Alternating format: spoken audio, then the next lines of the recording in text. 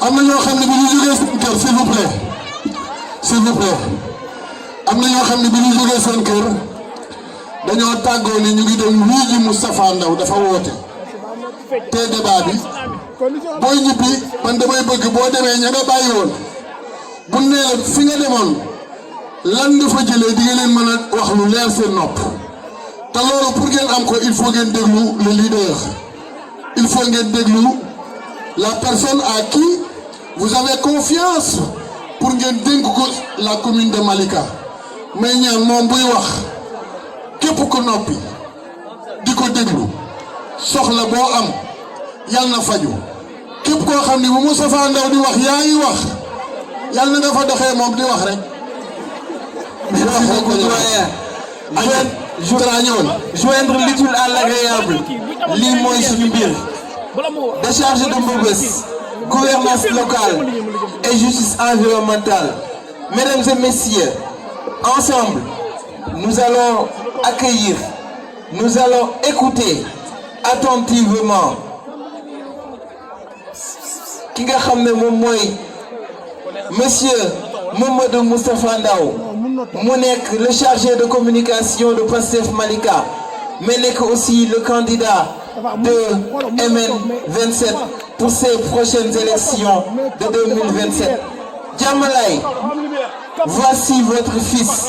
Diamalaye, nous vous demandons s'il vous plaît votre attention. Ensemble, nous allons accueillir monsieur Mamadou Moustapha Ndaw sous vos acclamations s'il vous plaît.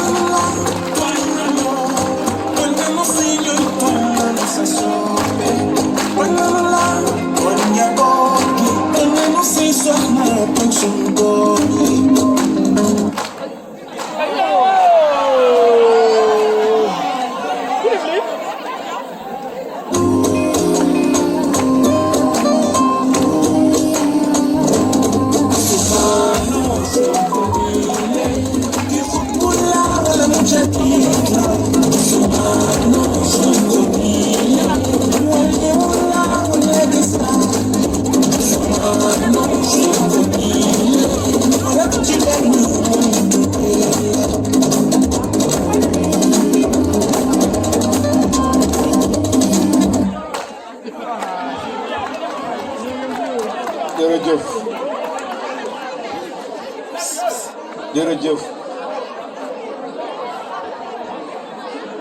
asalaamaaleykum wa rahmatullah population de Malika asalaamaaleykum population de Diamalaye 2 parce que Malika tey moo ñëw répondre présent à notre appel quoique nag c'est Diamalaye ci accueil ñu ngi nuyu képp ku fi teew waaye damay nuyoo di ko beral particulièrement sama yaay yi toog ndax tàkkusaan ba léegi ñoo ngi fi toog jóguñu te soxla yi bari na jamono metti na temps amul ñu toog fii pendant pratiquement 3 heures te juguñu loolu marqué na ma trop moo tax ma ne woon dama leen di singulariser dans les salutations di leen ñaan ngeen gudd fan lool ba yéene ak mbébé yi ngeen bëgg di ñu ko yéene yàlla na ngeen ko fekke te mu nekk seen njariñ njaboot yi ñuy àndal nekk sunu njariñ nekk njariñ commune bi bu ñu jógee foofu dañuy nuyu képp ku fi toog kilifa wu quartier bi yëpp giseen ngeen seen bopp sànq ne imaam yi ak délégué yi ñëpp ñoo fi ñëwandoo ba julli moo leen fi jële ñu dem te biñ demee ci jàkka ji gis nañu la fa am loolu yëpp yaakaar naa ne defaluñ ñu ko ñun waaye bëgg gox bi moo tax ñu def ko bëgg Malika baax moo tax ñu def ko kon dañ leen ni ñaanal ñoom it di leen gërëm soo duggee ci logique lim rek da ngay bañ a matal ndax mbooloo mi tey ku ci nekk rek mën naa laa xool ne la jërëjëf waaye boo nee képp ku yeewoo Jàmmalaay ñoo ngi lay nuyu bu baax a baax yaakaar naa ne loolu dina matale waaye nag du yàq dara puisque ci activité politique la ñu nekk ñu fekk fi sunu ay anciens parce que quartier bi naam yàgg naa fi lool mais am na ñoo xamante ne ñooñu def njëkk a def engagement politique am na ñoo xamante ne fii ci quartier bi yàgg nañu jóg malgré seen maigre moyen di xeex pour Jàmmalaay nekk un quartier modèle ba lépp loo xamante ne dañ koy séddoo fii ci commune bi séddoo nag dans le sens positif parce que kii di commune di arbitrage kii di arbitrage di répartition te boo waxee répartition rek di nga tànn te am na fi ñoo xamante ne fii ci commune bi ci quartier bi xeex nañ ba li fi amasu néew ci quartier bi ñoom ñoo ko fi def liñ naan le mérite appartient toujours à celui qui commence même si le second fait mieux loolu dëgg la kon ñu ngi leen di nuyu ñoom ñépp di leen jaajëfal di kontaan ci seen teewaay aussi te surtout sax di rafetlu bi yàlla dogalee ñun ñu am engagement politique bu ñu demee ci ñoom comme par prémonition ñoom ñépp dañu ne yow boo jugee rek di politique jàppal na ñun yaay sunu lépp parce que yaay sunu doom te yaakaar naa ne loolu dama ci kontaan bu baax a baax maa ngi leen di nuyu di leen jaajëfal di kontaan ci loolu di nuyu la section communale de Malika xam nga damay tàmbale ci ñoom parce que lii yëpp ñoom la au début parce que ñun dañoo dugg par effraction ci politique on n'est pas destiné à ça yàlla moo dogal rek à un certain moment donné ñu gis ne il y a un homme politique qui tient un discours qui nous convainc ñu jàpp ne le développement de ce pays passe forcément par ñu bokk ci ñu koy dimbali ba mu yegg conviction la bu ñu duggee ci loolu nekk ci section di fa liggéey ba ñoom tey la grande majorité li may woowee toujours le grand nombre jàpp ne yow mii de tu as les coups de franche pour mën a jiite ñu ci élection ñu jëm balaa kenn di ko gëm ñoo ko gëm tey ñoo toog nii sama ginnaaw ñoo peuple bi côté bee ñoo toog yaakaar naa ne ñoom damay wax waa Jàmmalaay ngeen gërëmal ma leen bu baax a baax les femmes comme les hommes mais surtout et particulièrement le fer de lance du parti ñu koy wax la jeunesse patriotique du Sénégal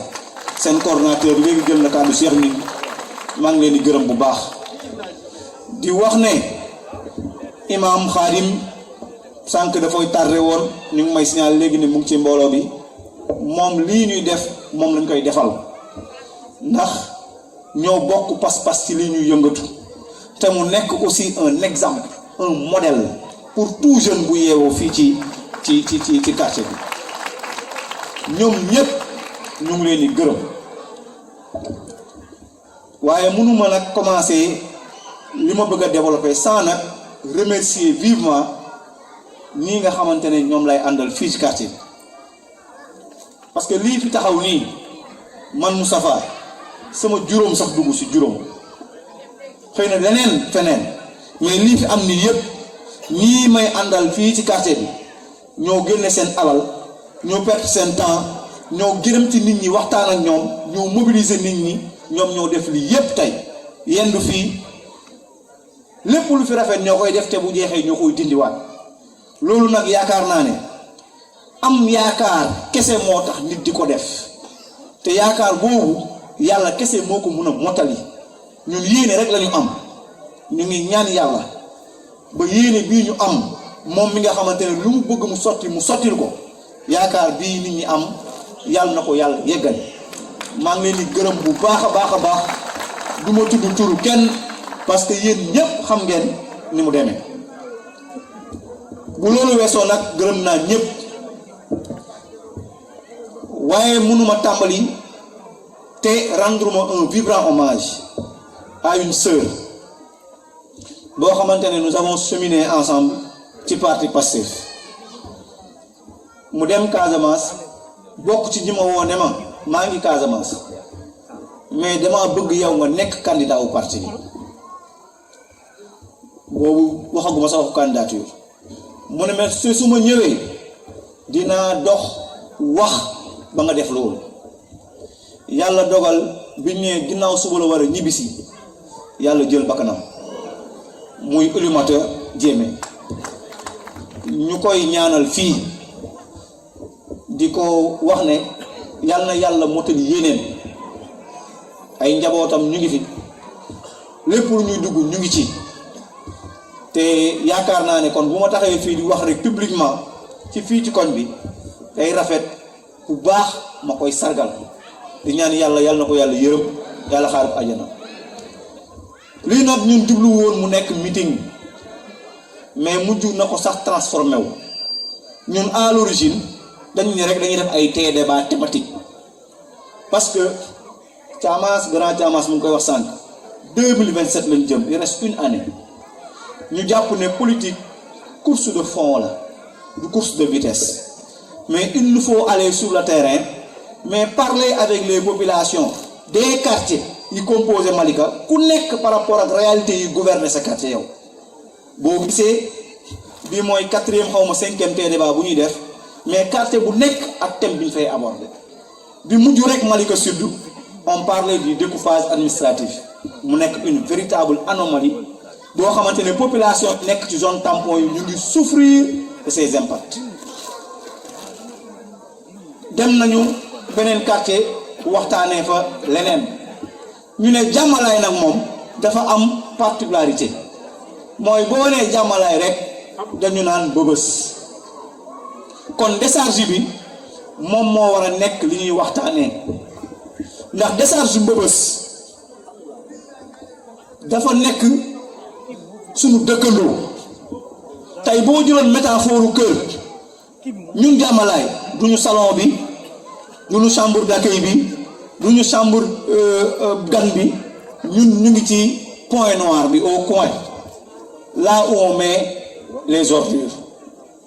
parce que conception boobu la ci ñu bari am te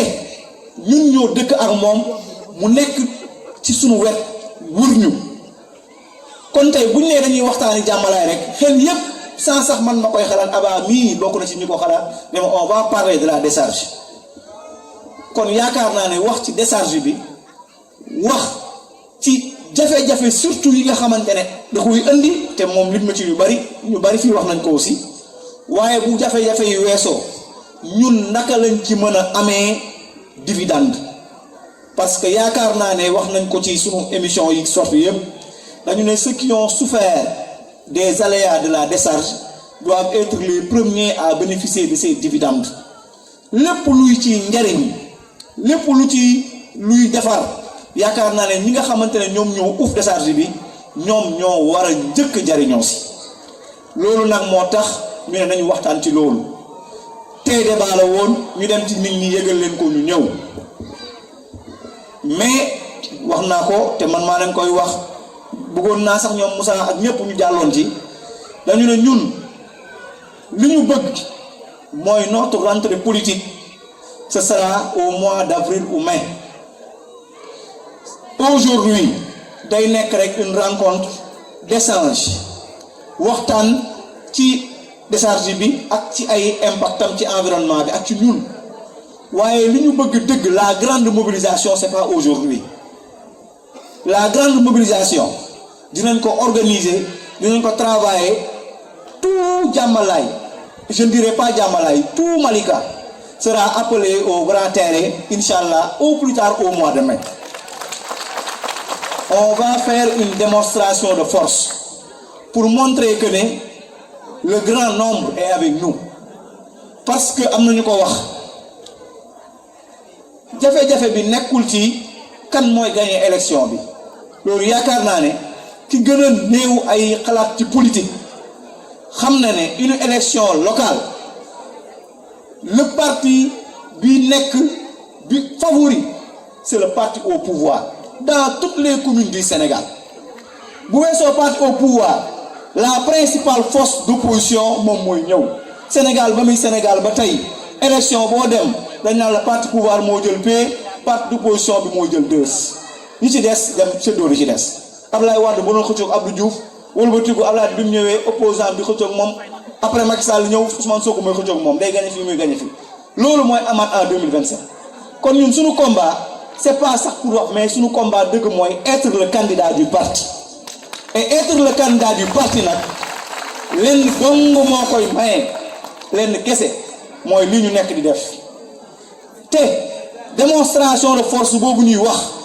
dinañ ko def fii et on va inviter tous les cadres les responsables du département et même national qui vont venir voir que à Malika il y a, je ne dirais pas une personne ni un jeune, il y a une équipe de jeunes, d'hommes et de femmes yu am compétences yu diverses yoo xamante ne tey ñoo ànd bëgg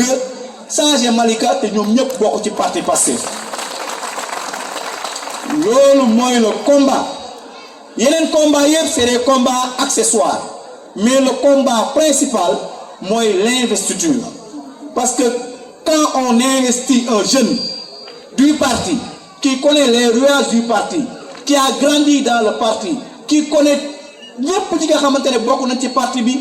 faire le tour de la commune pendant 3 à 4 5 élections nekk le porte-parole du parti le chargé de communication nekk le plénipotentiaire ci élection yu ñu mës a dem yépp si on est tout Malika quartier boo mën a dugg rek on va dire que kii mooy chargé de communication Pastef Malika parce que mag ndaw ñi ñoo ko doon ànd ci élection yépp kon ñun bu ñu déji valider suñu candidature élection bi formalité lay nekk kon nag jàmmalaay lu mu war a xam mooy jàmmalaay ak montagne ak fépp vous avez une chance historique et la chance bi mooy lan mooy am nañu doom boo xamante ne il a de très grandes chances de gagner la mairie de Malika avec la plus grande facilité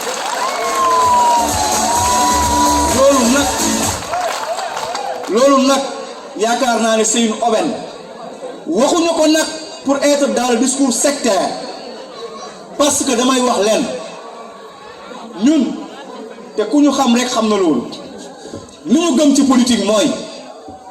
jub lu ñu gëm ci politique mooy servir et non se servir lu ñu gëm ci politique mooy amal njariñ askan wi waaye bu ñu la dénkee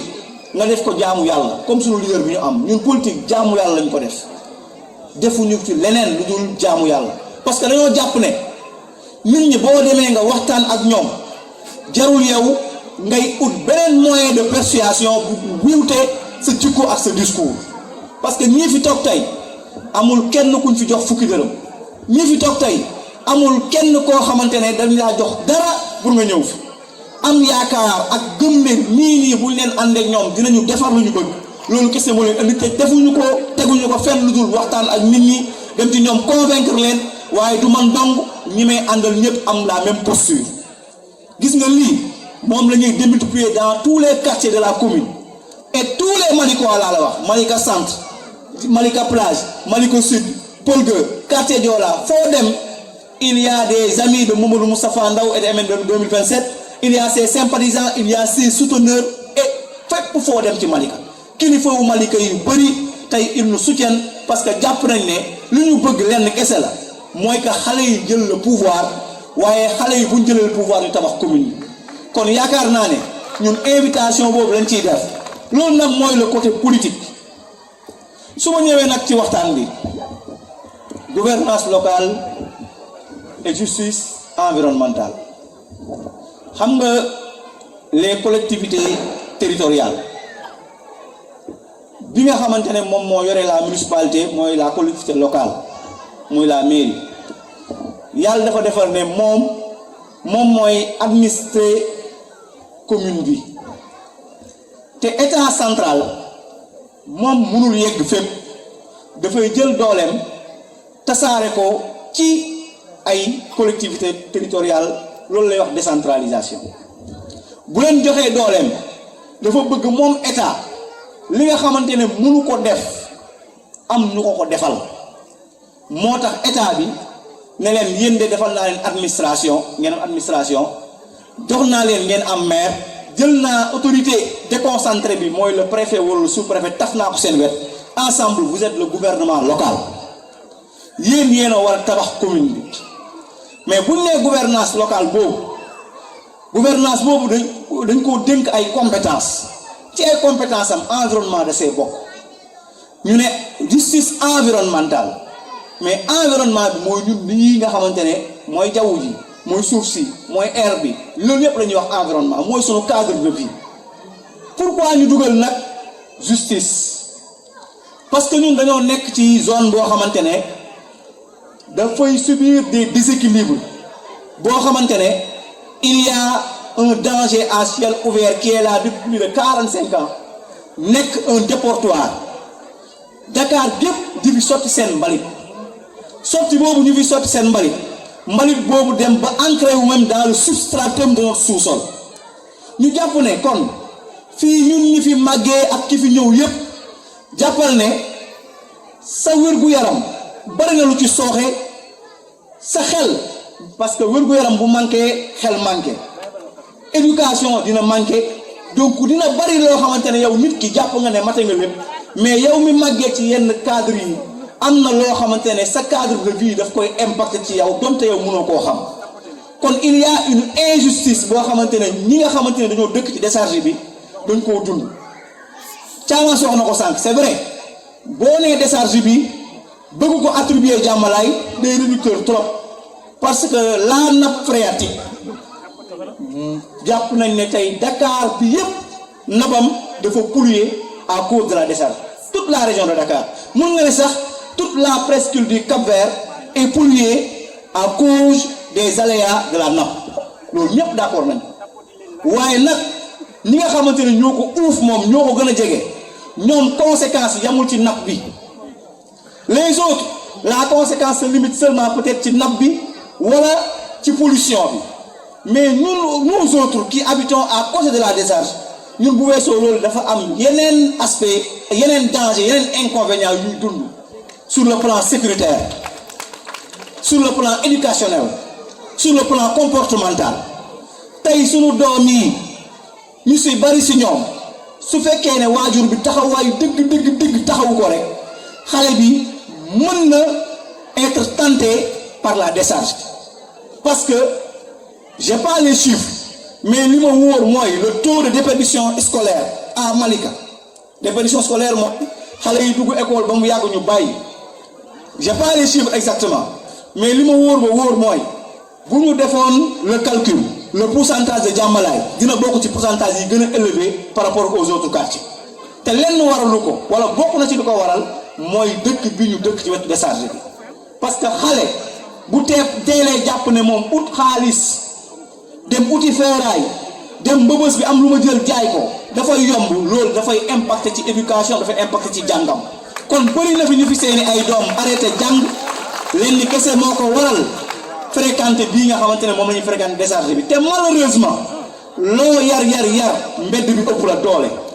te jamono métti na métti boo xamante ne les parents non plus forcément temps bi suñu waajur yu njëkk ya amoon parce que àdduna daa ippeeku le contexte économique est difficile il y a beaucoup de parents yoo xam ne bu ñu xëyee dañuy daw ci ginnaaw lu ñu dundee njaboot gi kenn nag mënul charrier deux choses à la fois nourrir les enfants la famille en même temps les éduquer loolu mooy idéal bi te moom ñëpp moom la ñuy daw waaye lu jafe la matal bu fekkee dañoo nekk ay nit yoo xamante ne ay revenus intermédiaires la ñuy am kon ñu jàpp ne kon bu ñu génnee dem wuti xale bi ñuy bàyyi ci mbedd mi wala bi ñuy bàyyi ci kër gi mu toog fa pendant 8 heures de temps gisuma ko te ci wetam mu ngi gis ay moroomam ñu dem ci décharge bi xale boobu noonu il y a de très fortes chances de très fortes probabilités moom it mu embarqué wu ci logique boobu kon jàpp nañ ni ñun loolu on le vit te ñi fi toog ñépp xam nañ li may wax on le vit au quotidien bu weesoo loolu la sécurité léegi nag mu ngi tane mais Diamalaye fii il y a 20 ans ku musaana wàcc montagne bii yaakaar naa ne boo nee jigéen dañ lay jëli boo nee mag dañ lay jëli kuy xëy fajar say waa kër ñoo lay yóbbu parce que tout simplement yaa ngi xalaat sécurité waaye bu weesoo sécurité boobu dafa am nag yeneen conséquences te conséquence bi ci gën a garaaw nag mooy la stigmatisation parce que doomu aadama buñ koy stigmatiser bu fekkee amul dëgërlaay dafay am luy wàññi ci moom dina jàpp ne moom sax il ne doit pas compétir là où les autres compétissent dina jàpp ne moom dafa am lu ko manqué dina jàpp ne keneen ki nekk feneen dafa am benn plus boo xamante ne dafa war a nekk moom courber la chenille devant eux te loolu nit ñu bëri bàyyiwuñ ci xel nit su nekkee ci zone bu défavorisée su deful nànk rek liñ naan gëm sa bopp dina xaw a wàññeeku ci moom donte nag yàlla moom léeg-léeg mooy defar doomu aadama ndax yàlla dina fekk doomu aadama sax bu nekk ci fu xeebu lool mu génnee ko fa yëkkati ko ba mu gën a kawe sax ñi màggee fi gën a kawe bépp loolu mbiru suñu borom la waaye loolu c'est à des exceptions près mais le général parce qu'on dit quand c'est nombreux on généralise li nga xamante ne moom mooy ñi gën a bëri mooy ñi ci bëri bu ñu nekkee dans ces zones là dañuy am problème de complexe d'infériorité vis-à-vis des autres et loolu nag ñun jàpp nañ ne lu ñu engagé loo bokk na ci wan les autres que ne on peut faire partie des plus faibles mais ci jub ci dëggu ak ci nangoo góorgóorlu ak ci xam-xam uti ko mën nga deme bokk ci ñiy jiite àdduna parce que Cheikh Anta da doon wax loolu je le dis partout dafa doon wax naan le savoir anoblit nee na xam-xam dafay goreel doomu aadama lim lay gorelee woo mooy dalay fekk nga juddee ci famille bu ñàkk lool mu jëlee la ci anonymat def la ci célébrité jël sa famille ci ndóol def leen ci opulence te loolu lenn rek moo koy wane mooy nga nekk xale ci quartier am jom góorgóorlu ba xale yi fa nekk ci am ne ñun on a des références on a des modèles on n'a rien à envier aux autres qui vivent ailleurs loolu nag bokk na ci ñun li tax quand le parti majoritairement ceux qui le composent ont porté leur choix sur nous pour cette fois-ci on n'a pas décliné parce que dañoo jàpp ne il est grand temps que Malika am njiit ñu mu mérité parce que Malika est une grande commune Malika est une commune historique tey boo defoon la comparaison des autres communes du département rien que l'appellation bi symbolique appellation bi rek bokkul ak yeneen appellation commune département bi yépp Malika connotation religieuse bi mu amul beneen commune bu ko am chance bi mu am nekk une commune cosmopolite toutes les ethnies toutes les confréries y vivent en harmonie li ñu wax naan Baye Laye dafa woote ñu ñëpp kaay leen mais loolu ça c'est avéré dans la commune ñëpp dañoo ñëw bokk nekk ay doomu Malika mais commune bu mel noonu am jàmm commune bu mel noonu am suuf commune bu mel noonu am ay quartier nommé on dit quartier Ndiago on dit Pëlga on dit Ex-Risque commune bu mel noonu bu fekkee développé wul lenn rek la manqué mooy un leadership éclairé loolu kese la manqué. Pendant ces 25 années la commune a souffert de ces élites et ces élites là dama jàpp ne il est grand temps que les Malikois dans leur entièreté prennent leurs responsabilités xam ne njariñu commune bi moo ngi ci